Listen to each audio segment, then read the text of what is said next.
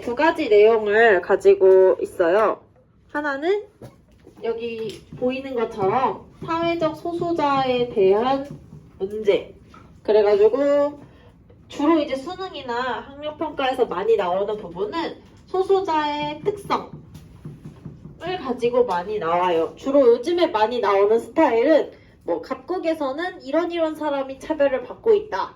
또 을국에서는 이런 사람이 차별받고 있다. 설명을 쭉 주고 그래서 이제 알 수 있는 사회적 소수자의 특징에 대해서 물어보는 문제들이 많이 나옵니다. 이따 뒤에 그런 문제를 하나 풀어볼 거예요.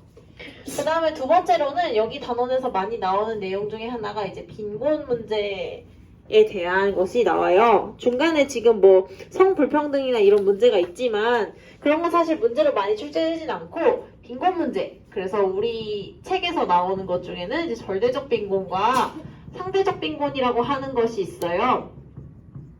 얘도 이제 특징 각각의. 그리고 얘는 이제 도표문항으로 많이 문제가 나옵니다. 그래서 크게 이렇게 두 가지가 여기 단원에서는 문제로 출제되는 부분이다 라고 생각을 하시면 되고요.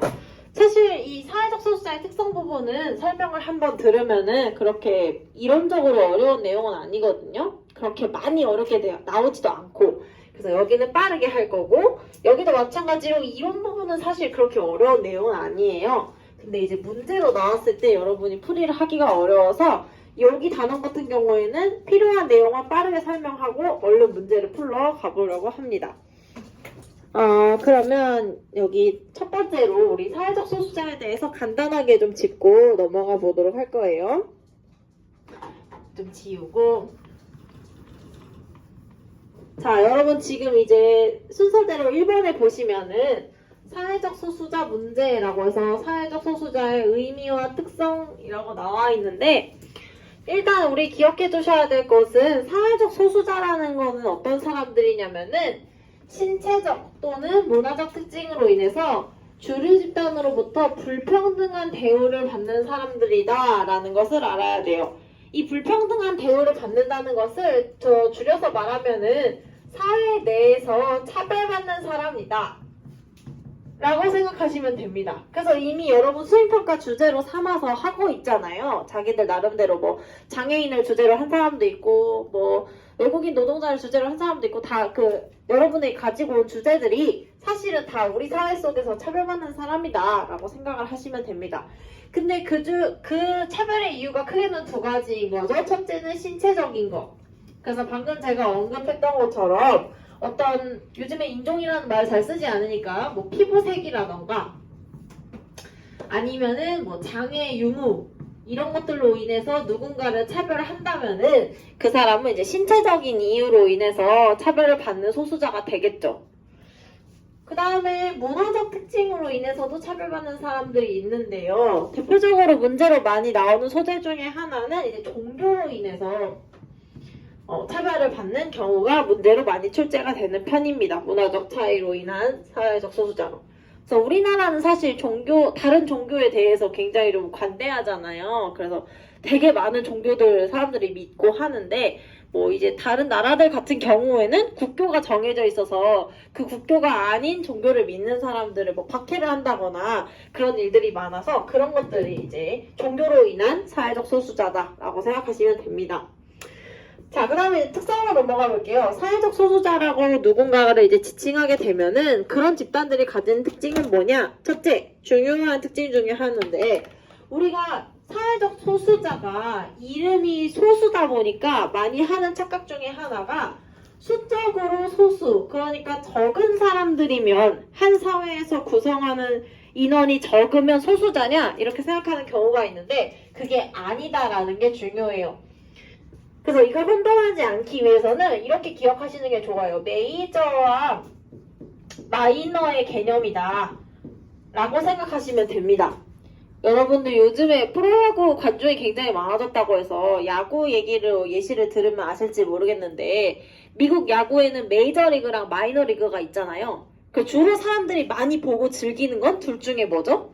메이저리그잖아요. 그쵸? 그 메이저. 이거는 무슨 뜻이냐면 주류라는 뜻이에요. 주류 집단. 그래서 사회 안에서도 메이저리티가 있어요. 주로 권력을 가지고 있고 사회 시스템이 누구를 맞추고 있는지를 생각을 하시면 됩니다. 그런 사람들이 주류 집단이에요. 뭐 문화에 있어서도 문화의 영역에서도 그런 사람들이 대부분을 차지하고.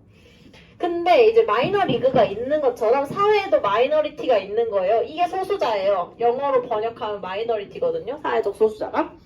그래서 사회 안에서 가지는 영향력이 굉장히 적고 권력도 적고 사회 안에 어떤 시스템들이 나를 위해서 맞춰져 있지 않고 그런 사람들이 사회적 소수자다라고 생각하시면 돼요. 그래서 숫자가 많고 적음의 문제는 아닙니다. 그래서 더 이제 예를 더 들어보자면은 한 사회 안에서 숫자가 더 많아도 소수자가 되는 경우가 있어요. 예를 들면 제가 자주 듣는 예시 중에 하나인데 일제강점기에 우리나라를 생각해 보시면 됩니다. 일제강점기에 인구 숫자를 봤을 때 조선 땅에 일본인과 조선인이라고 했을 때 누가 더 사람이 많았겠어요? 조선이 훨씬 많았겠죠. 그렇지만 사회적으로 어떤 영향력을 행사하고 문화적인 다수를 차지하는 것은 사실 일본 사람이었단 말이에요. 그러니까 그런 점에서는 우리가 숫자가 많다고 해서 반드시 뭐 소수자가 아닐 수가 있다 이렇게는 말할 수 없습니다. 자, 이 정도 설명했으면 알겠죠? 자주 보기로 나와요. 그래서 강조해서 이야기했고요. 그 다음에 두 번째, 사회적 소수자는 소수자 집단의 구성원이라는 이유만으로 차별의 대상이 됩니다. 읽어보면 당연하다고 생각할 수 있는데요. 예를 들면 이런 거 생각하시면 돼요. 제가 자주 드는 예시 중에 하나가 옛날에 미국 사회에서 부자인 흑인과 그 다음에 가난한 백인이 있다고 치면 옛날에 미국에서 차별받았던 거는 둘 중에 누구였을까? 부자 흑인이었겠죠. 그쵸? 왜? 그냥 피부색이 까마니까 차별하는 거죠. 이 사람이 뭐 얼마나 많이 배웠고 뭐 혹은 뭐 어떤 직업을 가졌고 이런 거 다 상관없어. 그냥 피부색이 까마니까 너는 버스에서 정해진 자리에 타고 너는 백인이 가는 화장실 가면 안 되고 그렇게 차별을 하는 거죠. 왜? 이 집단에 속해 있으니까. 다른 이런 특징들은 다 필요가 없어지는 거다 라고 생각하시면 됩니다. 얘는 근데 뭐 보기에서 자주 나오는 표현은 아니라서 그냥 이게 이런 뜻이다 라는 것만 이해하고 넘어가시면 돼요. 세 번째, 사회적 소수자는 주류 집단에 비해서 사회적 자원, 뭐 학력, 권력, 재산과 같은 것의 획득에서 불리한 위치에 있다. 그래서 뭐 아까 예시 들었던 일제강점기에 우리나라 사람들 고등교육 같은 거 못 받게 했잖아요. 그런 것도 예시가 될 수 있고 혹은 뭐가 있을까? 또 불리한 위치. 옛날에 이제 미국 사회에서 흑인들 같은 경우에 제가 지난번에 잠깐 말씀드렸지만 흑인들은 과거에 투표권을 모두가 다 갖지는 못했거든요. 일부 주에서는 투표권을 주기 위해서는 뭐 어떤 시험에 통과를 해야 되게 한다거나 그런 식으로 굉장히 쪼잔하게 차별을 많이 했었습니다. 과거에는. 그래서 혹시 이거는 약간 번외인데 여러분 나중에 시간이 되면은 넷플릭스에 가셔가지고 수정헌법 13조인가? 14조인가? 전 맨날 헷갈려요. 라고 하는 그 다큐가 있어요. 한 1시간 정도짜리 다큐인데 미국 사회에서 흑인이라는 존재가 얼마나 오랫동안 정말 갖은 방법으로 차별을 당했는지가 나옵니다. 그래서 그거 보시면은 요거를 여실히 느낄 수가 있어요. 나중에 한번 보세요. 제가 지금 얘기한 거 거기서 나온 거거든요. 자, 네 번째 볼게요. 사회적 소수자는 그래서 자기들이 주류 집단으로부터 차별받는 집단이라는 인식을 가지고 있어요. 그래서 흑인 같은 경우에도 미국에서 누군가가 자기를 부당하게 대하면 너 나 흑인이라서 이렇게 돼야지 너 인종차별주의자 이렇게 대응을 하잖아요. 그런 거 생각하시면 됩니다. 자기가 차별받는 집단이라는 걸 알고 있어요. 이것도 많이 나오는 표현은 아닙니다. 다섯 번째, 이건 좀 자주 나오는 표현이에요. 어떤 집단이 사회적 소수자에 해당되는지 판단하는 게 쉽지 않고 시대와 사회에 따라서 사회적 소수자에 해당하는 집단은 달라질 수 있어요. 우리가 사회문화에서 배웠던 많은 개념들, 뭐 예를 들어 일탈도 그렇지만 시대와 사회에 따라서 누군가를 정의하는 게 늘 달라지거든요. 우리는 이런 것을 상대성이라고 하죠. 사회적 소수자도 마찬가지입니다. 어떤 집단이 소수자인지 아닌지는 시대에 따라서 달라질 수 있는 문제인 거예요. 그래서 뭐 예를 들면 어떤 게 있을까? 예를 들어서 뭐 우리 사회 같은 걸 생각해 봤을 때 우리나라에서는 과거에 이제 왼손을 쓰는 사람들을 학교에서 여러분 세대는 안 그랬겠지만 저보다 더 나이 많으신 분들은 학교에서 선생님이 뭐 시켰을 때 왼손으로 글씨 쓰면은 그때는 막 체벌이 있을 때잖아요. 그 회초리를 들고 다니다가 왼손을 탁 때렸대요. 선생님이 왼손 쓰지 말라고. 뭐 그런 것들이 있었는데 지금은 사실 안 그렇잖아요. 뭐 그런 거를 생각하시면 되고요. 아니면은 뭐 동성혼인을 하는 동성 부부를 생각해 봤을 때 우리나라에서는 사실 법적으로 결혼하기가 어렵잖아요. 지금 제도가 없기 때문에. 근데 이제 뭐 다른 나라에서는 사실은 아니죠. 동성혼이 가능하기 때문에 그런 것들을 생각하시면 됩니다. 그래서 시대에 따라서 사회에 따라서 누가 소수자인지는 좀 달라질 수가 있다 라는 걸 생각하시면 돼요. 우리 사회 안에서도 계속 바뀌고 있고요. 이 정도가 이제 첫 번째 꼭지였던 그 소수자의 특징에 대한 내용 전부입니다. 그래서 밑에 나와 있는 거 있잖아요. 사회적 소수자의 규정, 기준, 처벌 영상 이런 거 그냥 한 번씩 읽어보시면 됩니다. 넘어가기 전에 하나 정도만 더 보고 넘어가야 되는데요. 우리 지금 보고 있는 페이지의 가장 마지막에 보시면은 사회적 소수자 문제 해결 방안이라고 해서 맨 마지막 줄에 적극적 우대 조치라고 하는 멘트가 나와요. 요것만 짚고 그 다음으로 넘어갈게요. 지금 이제 했던 얘기가 사회적으로 차별받는 사람들이 있다, 소수자가 있다라는 이야기를 했잖아요. 그 소수자들이 차별받았던 것을 어떻게 해결할 것인가 라고 하는 제도 중에 하나인데요. 그것이 바로 적극적 우대 조치라고 하는 제도입니다. 아마 뭐 윤리 같은 거 배웠으면은 그때도 들어봤을 수도 있어요. 이 적극적 우대 조치라는 거는 뭐냐? 사회적 소수자를 말 그대로 적극적으로 우대해주는 조치를 말하는 거예요. 이거는 사실 과거에 미국에서 처음에 등장했었던 제도예요. 아까도 이야기했었던 것처럼 미국은 유색인종에 대한 차별이 굉장히 오랫동안 지속이 되어 왔잖아요. 근데 이제 과거에 뭐 노예 생활을 했거나 직접적으로 차별을 받았던 사람은 이미 죽고 없단 말이죠. 그러면은 이제 우리가 잘못했다는 걸 알았는데 어떻게 그거를 보상해야 될까라고 사회적으로 논의가 이루어졌는데 그러면 이제 유색인종들의 후손들에게 우대를 해주자라는 생각에 이르게 된 거죠. 그래서 예를 들면은 미국 사회에서 대표적으로 했었던 것 중에 하나가 대입시험에서 유색인종 있잖아요. 흑인이라던가 뭐 히스패닉, 라틴 이런 사람들에게 가산점을 주는 거죠. 그래가지고 SAT에서 같은 점수를 받더라도 흑인이 백인보다 더 좋은 대학에 가거나 그런 경우들이 과거에는 많이 있었다고 해요. 근데 최근에 1년 전에 이게 이제 위헌 판결을 받아서 이제 그건 없어졌습니다. 어쨌든 그런 것들이 있었어요. 그래서 과거의 차별을 지금 이제 이런 무대를 통해서 시정을 하고자 하는 적극적인 조치다. 그것을 적극적 우대 조치라고 해요. 우리나라에서 하고 있는 적극적 우대 조치 중에 하나는 뭐 이런 게 있어요. 장애인의 경우에 의무 고용을 하는 제도가 있죠. 그래서 얘도 비슷해요. 과거에 장애인들은 장애인이라는 이유로 직업시장에서 불리한 대우를 받았잖아요. 고용주들이 안 좋아하니까 다 고용 안 시켜줬단 말이야. 그래서 이제 과거에 고용을 못했죠. 그래서 이제 지금은 법적으로 할당을 하는 거예요. 뭐 100명 이상의 사업체에서는 뭐 전체 인원의 5%를 무조건 장애인을 고용해라. 이런 식으로. 그래서 장애인을 우대를 해주는 그런 조치가 이루어지고 있다. 근데 얘는 문제는 항상 역차별 논란이 있는 거죠. 그래서 이제 이 대입 유색인종 가산점이 폐지된 것도 그것 때문이에요. 똑같이 공부했는데 왜 쟤는 흑인이라는 이유만으로 가산점을 받냐? 백인인 나는 불리하다. 그런 것들 때문에 작년에 이제 위헌 판결돼서 없어졌습니다. 그래서 한 장 넘겨서 여기 자료 플러스에 보시면 거기에 이제 적극적 우대 조치의 도입 취지와 논란이라고 해서 제가 지금 설명했던 내용들이 쭉 나와 있어요. 한 번씩 읽어보시면 됩니다. 이 정도는 상식으로 알아둬야 돼요. 문제 직접적으로 나오는 일은 많이 없지만 그래도. 자, 이제 첫 번째 꼭지 끝났고요. 이제 여러분 124페이지에 가셔서 빈곤 문제 같이 봅시다.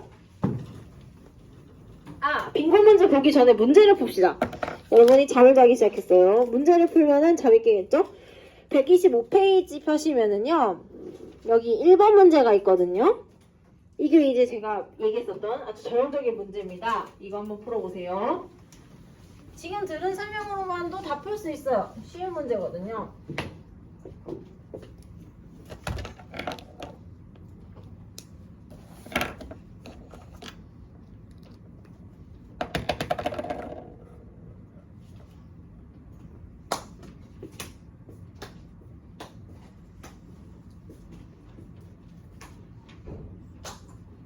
여기 춥니 얘들아?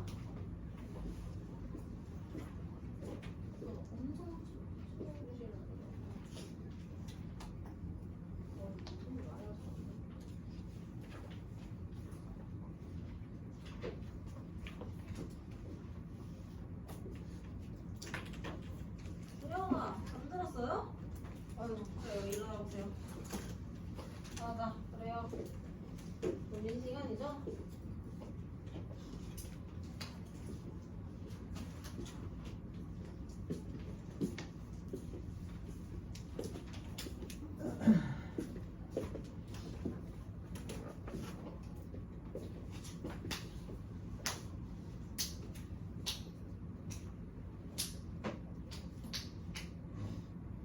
주아야 다 풀었니? 오늘 중이죠?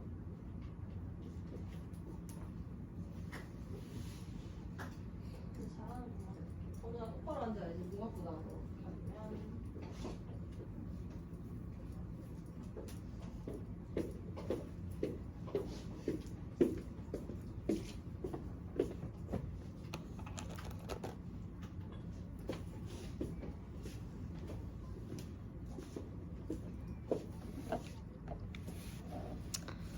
51분 되면 같이 봅시다. 이건 어려운 문제는 아니었으니까요.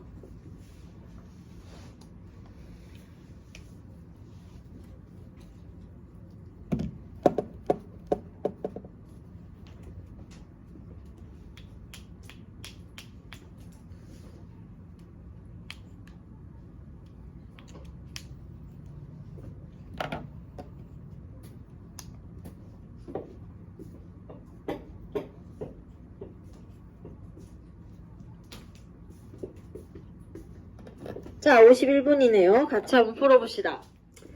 갑국은, 여기 볼게요. 갑국은 여러 민족으로 구성되어 있는데, 갑국의 유일한 사회적 소수자인 A민족은 여타 민족들과 다른 종교를 믿고 있다는 이유로 차별을 받고 있다라고 했어요. 자, 이거는 사회적 소수자를 결정짓는 것 중에 신체적 차이에 의한 차별이에요? 문화적 차이에 의한 차별이에요? 그렇죠. 문화적 차이에 의한 사회적 소수자다라는 걸 알 수가 있죠. 을국 볼게요. 을국은 두 개의 인종으로 구성되어 있대요. 을국의 유일한 사회적 소수자인 B인종은 C인종으로부터 피부색이 다르다는 이유로 차별을 받고 있다. 얘는 뭐 때문에? 신체적 차이에 의해서 차별을 받고 있다라는 것을 알 수가 있죠. 기억부터 봅시다. 기억은 사회적 소수자인데 인구 측면에서 소수의 집단을 가리킨다. 이거 어때요? 맞아요? 틀려요? 틀렸죠. 인구 측면에서 소수자가 아니라 사회적으로 주류가 아니면 소수자다라고 했어요. 니은 볼게요. 갑국에는 문화적 차이에 기인한 사회적 소수자가 존재한다. 문화적 차이에 의한 사회적 소수자? 맞네요. 맞고 종교니까. 디귿 을국의 사회적 소수자는 선천적 요인으로 인해 차별받고 있다. 을국의 사회적 소수자는 지금 피부색 때문에 차별받고 있죠. 피부색은 선천적인 요인 맞죠. 리을 볼게요. 갑국에서는 을국과 달리 합리적인 이유가 없는 차등 대우가 나타나고 있다. 여러분 저기 맨 마지막 줄에 나와 있는 합리적인 이유가 없는 차등 대우라고 하는 표현 있잖아요. 이게 이제 두 글자로 고치면 차별이에요. 우리가 어떤 사람을 합당한 이유가 있는데 다르게 대하는 걸 차별한다고 하진 않잖아요. 예를 들어서 내가 성적이 안 좋아. 성적이 낮아. 그래서 서울대 못 갔어. 그러면 서울대가 나를 차별한다. 이렇게 말하진 않잖아요. 왜? 내가 공부를 못하니까 서울대 못 간 거라서. 그쵸? 근데 합당한 이유가 없는데 나를 다르게 대해. 그러면 차별이라고 하는 거잖아요. 여러분 급식 만족도 조사한 거 보니까 그런 거 있더만. 여학생들이 여자라고 밥 조금 준다. 그런 게 이제 차별이라고 할 수가 있겠죠. 여러분이 그렇게 느낀 거잖아요. 그냥 단순히 여성이라는 이유만으로 나도 많이 먹고 싶은데 조금 주니까 그런 거. 합리적인 이유가 없이 다르게 대하는 거다. 차별이다. 같은 말이에요. 그래서 달리라는 표현이 틀린 거죠. 왜냐면 두 나라 모두에서 다 차별 대우가 나타나고 있기 때문에 그렇습니다. 아이고, 야, 너네 갈 길이 뭔데 이렇게 졸아서 되겠니? 큰일 났다, 야. 그 연휴 때 너네 뭐 쉬었니? 갔다 오고, 아니, 근데 그냥 내가 봤을 때는 5월달 이후부터 점점 상태가 계속 약간 이렇게 이렇게 점점 더 안 좋아지고 있어요. 이게 처음에 100%의 상태였다면 지금은 거의 한 40, 50% 정도밖에 안 돼. 너네 그 생동생동한 에너지가. 근데 뭐 나도 그렇긴 해요. 우리 다 똑같은데. 근데 뭐 어떻게 각자 해야 되는 일이 있는 거니까 뭐 어쩌겠니. 그리고 얘들아 또 이제 희망적으로 한번 생각해봐요. 나는 항상 이렇게 공부를 나도 시험 많이 봤을 거 아니에요. 그쵸? 나는 대학을 재수했거든요. 그러니까 수능 2번 봤죠. 그 다음에 임용시험 봤죠. 이러니까 막 큰 시험을 여러 번 보다 보니까 항상 이렇게 공부를 오래 하잖아요. 그럼 막 짜증나잖아. 아, 이거 언제 끝나나. 진짜 열받는다. 막 이런 생각 하는데 그럴 때마다 전 생각했어요. 그래. 몇 달 뒤에 나는 뭘 하고 있을 거야. 막 이런 생각. 그러니까 너네 입장에 생각해보면 지금 6월 9일이잖아요. 그러면 한 달 뒤면은 7월 9일이잖아. 7월 9일이면은 기말고사 다 끝날 때 아니에요? 그쵸? 너네 기말고사 7월 완전 첫째 주니까. 그러니까 그렇게 생각하고 그래 7월 9일에 나는 이 시간에 뭐뭐뭐를 하고 있겠다. 이렇게 생각을 하면 조금 위로가 돼요. 그것밖에 방법이 없어요. 현실을 우리가 도피할 수 있는 다른 방법이 없기 때문에 지금은 이게 되게 지겹게 생각이 들어도 어차피 이렇게 진도 나가는 거 앞으로 3주예요. 3주 딱. 3주 지나면은 난 2학기 때 수업 안 하거든요. 이미 난 진도를 다 나갔기 때문에 작년 같은 경우에 뭐 수능 완성을 나갈까? 이렇게 물어봤는데 애들이 처음에 하자고 해. 그래서 그래 해보자 이러면서 첫 단원은 해요. 그러면 점점 다 아무도 안 들어. 9월 첫째 주가 되면은 다 원서 쓰느라 다 바빠. 다시 이제 원서 끝나고 9월 셋째 주쯤 들어오잖아요. 그러면 다 또 눈이 나가 있어. 그래서 아무도 수업을 안 들어요. 그래서 저도 안 해요. 그래서 이제 수업 듣는 게 앞으로 3주 정도면 끝이에요. 여러분도. 그러니까 이게 되게 지겹다고 느껴지지만 얼마 안 남았어. 온 길이 훨씬 더 많고 가야 될 길은 많이 안 남았어요. 힘을 조금만 더 냅시다. 여기도 내용은 별거 없거든요. 문제가 문제지. 자, 내용 별거 없는 거 일단 하보러 가봅시다. 자, 지금 125쪽을 하고 있어요. 124쪽을 하고 있어요. 빈곤 문제입니다. 빈곤이 뭔지 모르는 사람은 없죠. 가난한 상태가 빈곤이죠. 그래서 뭐 여기 지금 보면 굉장히 고급스럽게 인간의 기본적인 욕구를 충족하는데 필요한 자원이나 소득이 결핍되어 있는 상태다라고 굉장히 고상하게 정의를 했지만 빈곤이 뭔지 모르는 사람은 아무도 없죠. 그럼 우리는 뭘 모르냐? 밑에 이제 빈곤의 유형을 모르죠. 그래서 그 사이의 내용은 다 여러분에게 맡기고 별로 중요한 내용이 아니라는 뜻입니다. 바로 이제 3번에 나와 있는 빈곤의 유형으로 가볼 거예요. 유형.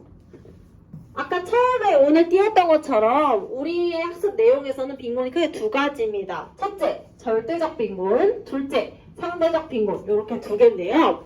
이 이야기를 하기에 앞서서 원래 빈곤에는 더 크게 나눠보면은 주관적 빈곤과 뭐 이렇게 쓰려고 하면은 이렇게 뭔가 잘 안 나오냐. 주관적 빈곤과 객관적 빈곤으로 나눕니다. 원래는요.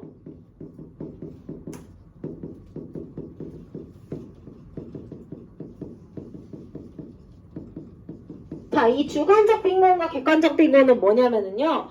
객관적 빈곤 먼저 설명하면 객관적 빈곤이라는 것은 누군가가 빈곤하다라고 판단을 할 때에 어떤 객관적인 지표에 의해서 빈곤의 상태를 판단할 수 있으면은 객관적 빈곤이라고 해요. 뭐 예를 들어서 소득이 얼마보다 적으면 빈곤. 이런 식으로 누군가의 빈곤 상태를 판단할 수 있다.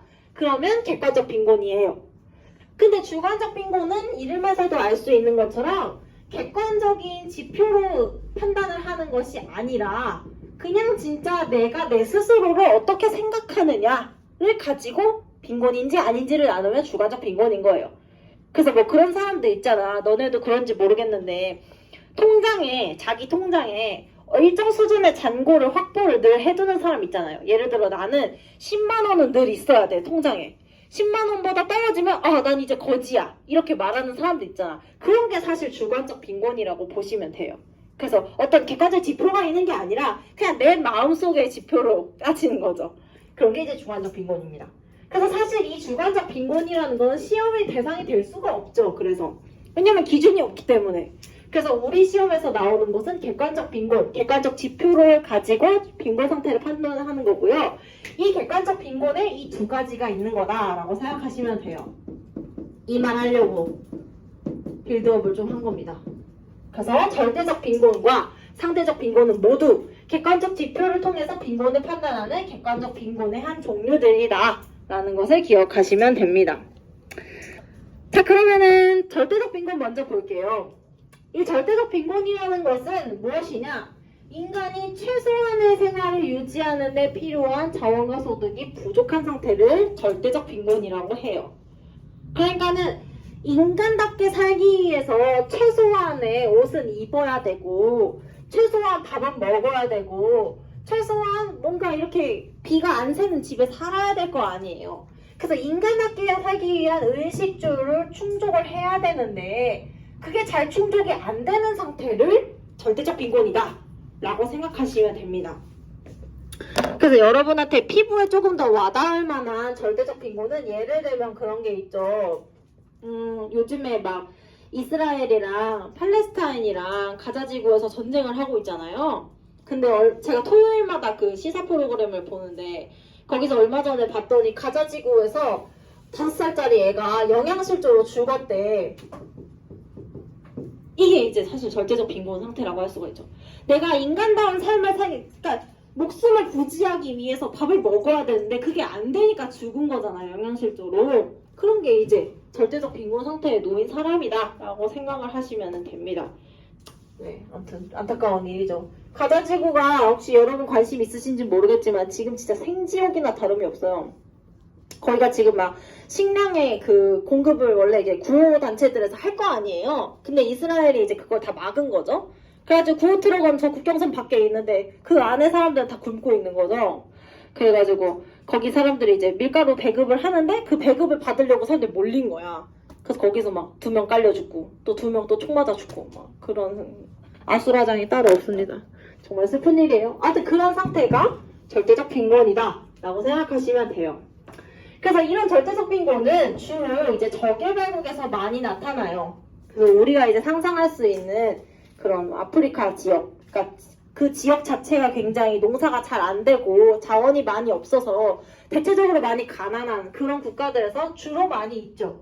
그런데 중요한 것은 경제 성장을 통해서 이게 줄어들지만 선진국에서도 나타날 수 있다는 겁니다. 그래서 우리나라에서도 영양실조로 걸려서 죽거나 하는 사람들이 우리는 모르지만 많이 있죠.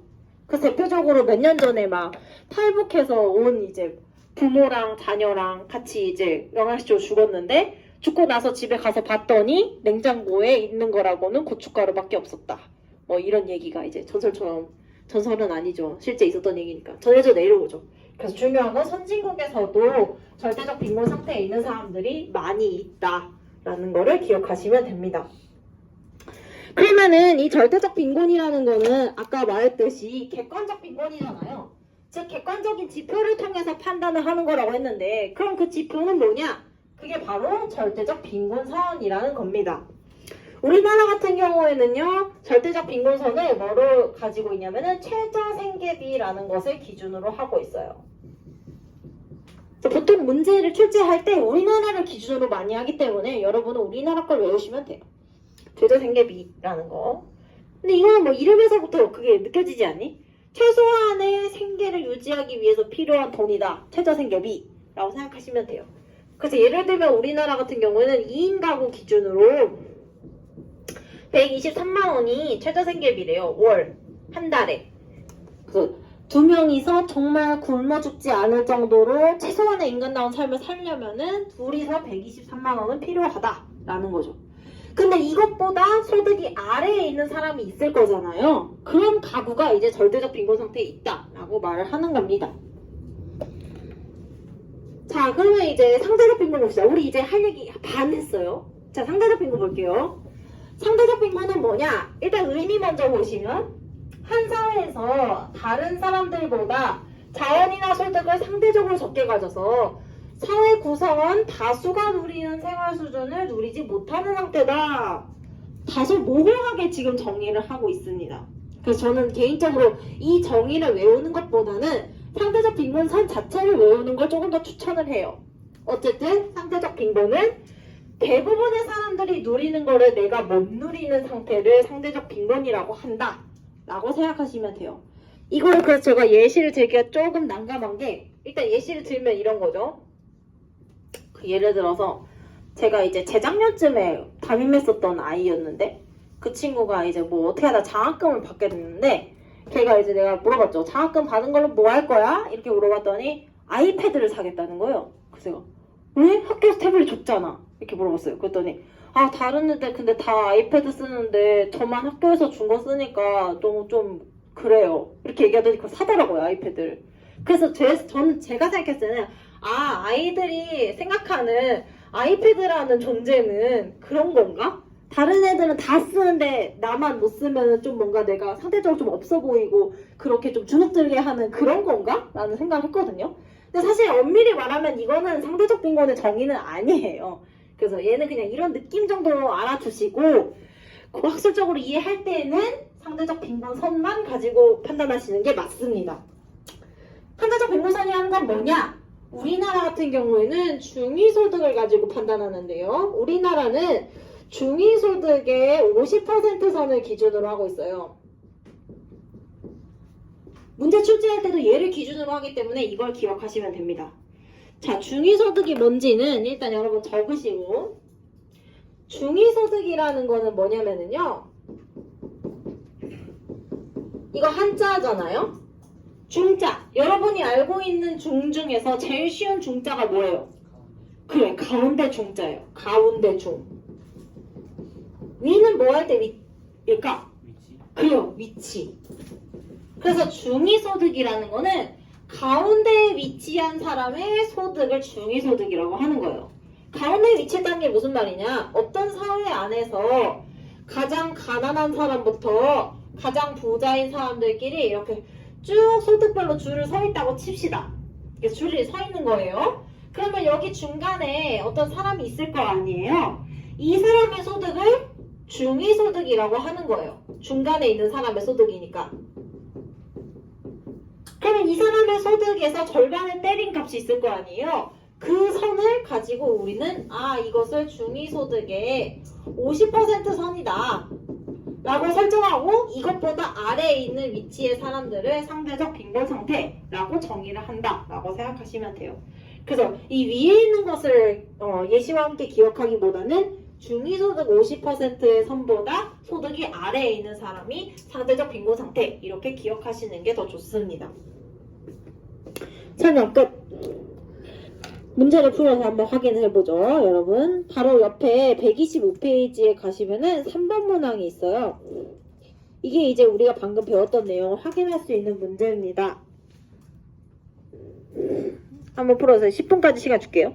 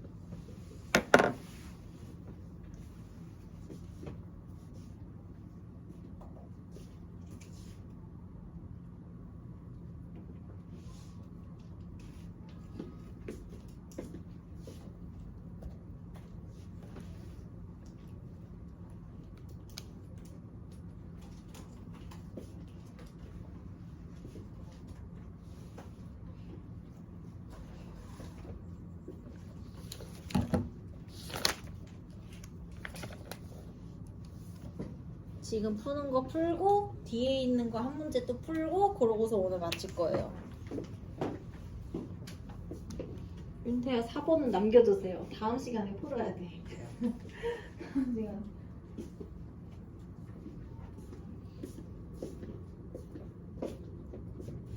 자, 10분 됐어요. 같이 한번 풀어보죠. 3번 봅시다. 우리나라에서 빈곤은 크게 두 가지 유형으로 구분될 수 있습니다. 하나는 중위소득의 50%를 기준으로 활용하여 파악하는 A다 라고 했어요. A는 뭐예요, 여러분? 방금 전에 배운 상대적 빈곤이죠. 다른 하나는 최저생계비를 기준으로 파악하는 B다 라고 했어요. B는 뭐예요? 그렇죠, 절대적 빈곤이죠. 그래요. 이렇게 다 주고 가는데도 대답을 해주는 여러분 정말 고맙네요. 자, 과거에 우리나라에서는 가가 심각한 사회 문제였으나 현재 경제 성장을 이룬 최근에는 나가 더 심각한 사회 문제가 부각되고 있다라고 했어요. 자, 과거에 우리나라 경제 성장을 하기 전에는 두 개 중에 뭐가 더 문제였을까? 그죠, 다 같이 다 못 사니까 절대적 빈곤이 심각한 문제였겠죠. 그 여러분 혹시 보셨는지 모르겠지만 그 검정고무신 이런 만화 봤어요? 어릴 때? 그런 거 보면은 막 기영이 생각해봐. 막 바나나 못 먹어가지고 막 병나고 울고 난리잖아. 그런 거. 그러니까 다 같이 다 못 살던 때였던 거죠. 옛날에는. 그래서 그걸 해결하는 게 시급했죠. 근데 지금은 이제 이것보다는 상대적 빈곤이 더 문제가 되겠죠. 1번부터 봅시다. A는 상대적 빈곤인데 한 사회의 소득 분포를 반영한 기준에 따라 규정된다 라고 하는 이 표현이 자주 나오는 표현이에요. 여기서 말하는 소득 분포를 반영한 기준에 따라 규정된다라는 게 무슨 말인가 한번 생각해 봅시다. 자, 여러분, 절대적 빈곤은 빈곤의 선을 규정할 때 어떤 사회 안에서 더 가난한 사람, 더 부자인 사람 그런 거 따져서 정해요? 아니죠. 그냥 진짜 생계에 필요한 비용이 얼마인지를 따지는 거잖아요. 그래서 얘는 소득 분포 같은 거는 고려하지 않아요. 뭐 물가 정도는 고려할 수 있겠지. 반면에 상대적 빈곤은요. 아까 우리 봤었죠? 가장 가난한 사람부터 가장 부자인 사람까지 이렇게 줄을 세워놓고 그 중에 가운데에 있는 사람의 소득을 찾아서 이 사람의 소득보다 50% 해가지고 이렇게 찾는 거잖아요. 그렇기 때문에 얘는 소득 분포를 고려하는 거예요. 그래서 이제부터는 소득 분포를 반영한 기준에 따라 규정된다 라고 하면 이것은 뭐에 대한 얘기냐? 상대적 빈곤에 대한 이야기구나 라고 생각을 하시면 됩니다. 중위소득을 고려한다는 것 자체가 소득 분포를 고려를 하는 거예요. 그래서 요거는 1번이 정답이 되는 거죠. 2번 보겠습니다. 경제가 성장할수록 B를 판단하는 기준소득 금액이 작아지는 경향이 있다. 국가의 경제가 성장할수록 절대적 빈곤을 판단하는 소득 금액이 작아지거나 커지거나 할까요? 상관이 없죠. 왜냐하면 최저생계비는 그냥 그때그때의 물가에 따라 정해지는 거기 때문에 상관없습니다. 3번 볼게요. A는 B와 달리 해당하는 사람에게 이것도 자주 나오는 복이에요. 상대적 박탈감을 유발할 수 있다. 수험생들이 공부를 이제 막 열심히 이렇게 막 촘촘하게 안 하다가 이 문제를 보면 상대적 박탈감? 상대적 빈곤 얘기인가? 라고 생각하는 경우가 많아요. 그러나 여러분 상대적 박탈감이라는 것은 누구나 느낄 수 있어요. 상대적 박탈감이라는 게 뭐야? 남을 보고서 난 왜 쟤보다 못 가졌지? 라고 생각해 속상한 게 상대적 박탈감이잖아요. 그렇게 따지면은 이재용도 만수를 보고 너 만수를 부럽다. 나는 왜 석유가 안 나올까? 야, 쟤는 제 소유의 동물원에 풀량도 엄청 많은데 우리는 막 몇 마리 없네. 그럴 수 있잖아요. 그러니까 상대적 박탈감이란 건 아무나 느낄 수가 있는 거기 때문에 절대적 빈곤 상태거나 상대적 빈곤 상태거나 다 느낄 수가 있어요. 그래서 달리라는 표현이 틀렸습니다.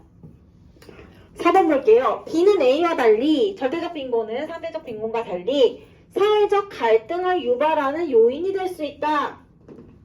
이건 뭐 사실 그렇게 자주 나오는 선지는 아니지만 그냥 한 박자 생각해보면 알 수 있는 건데요. 사회적 갈등을 유발하는 요인은 사실 빈곤 그 자체죠. 사실 엄밀히 말하자면 불평등한 것 자체가 사회적 갈등을 유발하는 요인 되죠. 우리 앞단원에서도 한번 배웠잖아요. 그렇죠?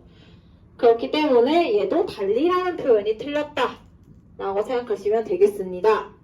5번 가에는 B, 나에는 A가 들어갔으니까 틀렸죠. 그래서 정답은 1번 이렇게 푸시면 되겠습니다. 자, 우리 빠르게 뒤로 넘겨서 129페이지 한번 볼게요. 이것도요. 129페이지 1번 문제 풀 건데 얘는 사실 문항이 어려운 건 아니고 보기 하나를 같이 보려고 하는 거예요. 자, 한번 풀어보세요. 시간을 많이는 못 드립니다요.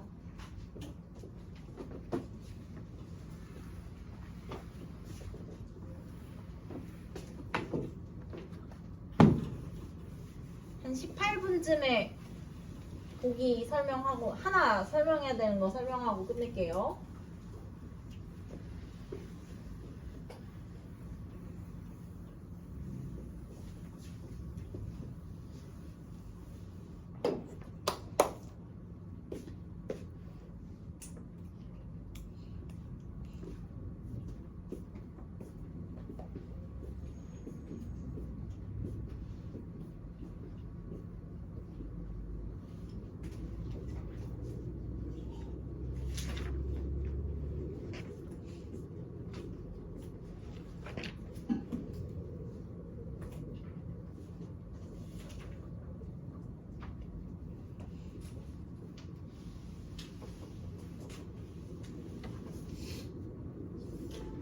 여기 하고 있어요.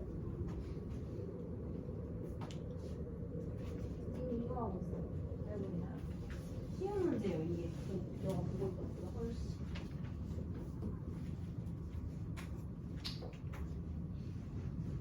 하나 넘겨서.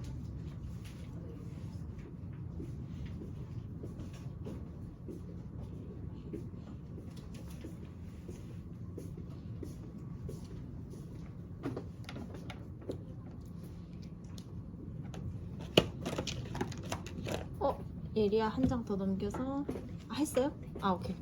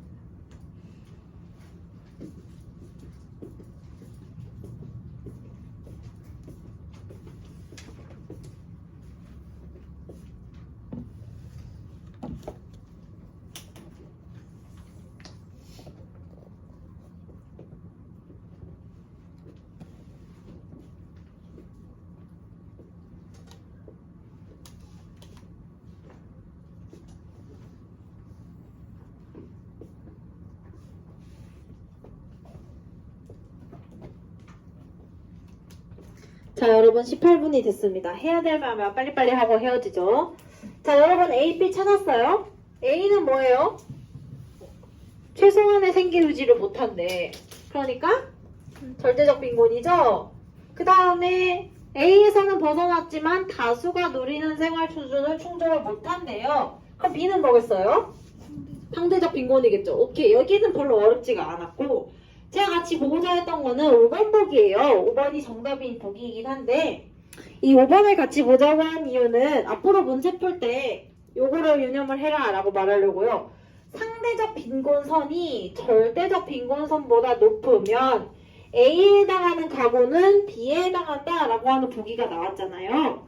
여러분 이런 보기를 볼 때 그냥 눈으로 이렇게 쳐다보지 말고 그려요. 여러분 예전에 부등식 배울 때처럼 여기 예를 들어서 가장 가난한 사람부터 가장 부자인 사람이 있다고 칩시다. 어떤 나라에. 그리고 상대적 빈곤선이 여기 있어요. 상대적 빈곤선이 있다. 그러면 이것보다 아래에 있는 사람들은 전부 어떤 상태인 거지? 상대적 빈곤선보다 아래에 있으면 상대적 빈곤 상태죠. 이 빨간 색깔 빗금이 이제 상대적 빈곤 상태에 있는 사람이 되겠죠. 그쵸? 그리고 이제 시키는 대로 해봅시다. 저기 그 문제에서도 절대적 빈곤선보다 상대적 빈곤선이 높다고 했으니까 여기가 이제 절대적 빈곤선이라고 쳐요. 그러면 이제 여기보다 아래에 있는 사람이 무슨 상태가 되겠어? 그럼 그렇죠. 절대적 빈곤 상태가 되겠죠. 그러면 여러분이 이걸 봐봐. 이걸 봤을 때 지금 이 사회 같은 경우에는 절대적 빈곤인 사람들은 전부 어디에 속해요? 상대적 빈곤에 속하죠. 그래서 이걸 보고 아 절대적 빈곤은 모두 상대적 빈곤에 속하는구나 이렇게 문제를 푸시면 됩니다. 그래서 앞으로 이걸 그려서 푸는 연습 하세요. 윤태야 다음 시간에 4번을 아까 너 풀던 4번 풀어야 된다고 얘기해줘요. 거기부터 할 차례다. 알겠죠? 네.